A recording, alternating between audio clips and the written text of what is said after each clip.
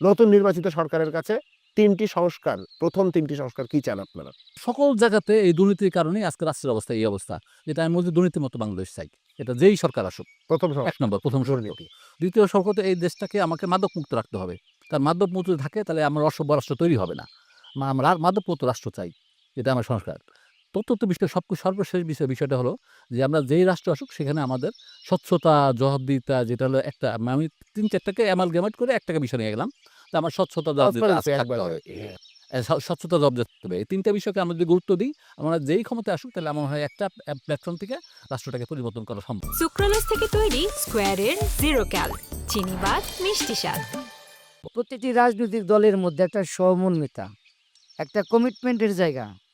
কেউ যাতে কাউকে শত্রু মনে না করে, সবাই মিলে দেশ প্রতিযোগী মনে করুক, প্রতিদ্বন্দ্বিতা হবে। কৃষি ব্যবস্থার একটা সংস্কার করতে হবে, নদী নালা খালবিল দখল যা হয়েছে এগুলো উদ্ধার করতে হবে এবং পরিবেশের ভারসাম্য রক্ষা করতে হবে।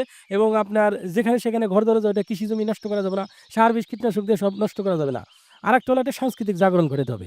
আমি সবসময় বলে থাকি কারিগরি শিক্ষার কথা, কর্মসংস্থানের জন্য আমার হিউজ নাম্বার জনবল আমার দেশ থেকে বিদেশে থেকে রেমিটেন্স আনতেছে। তাদেরকে যদি আমি দক্ষ না করতে পারি, আর দেশের মানুষদেরকে যদি আমি দক্ষ না করতে পারি, তার থেকে যেতে পারবো না। আমার দেশটাকে জনশক্তিকে জনসম্পদে রূপান্তরিত করতে হবে।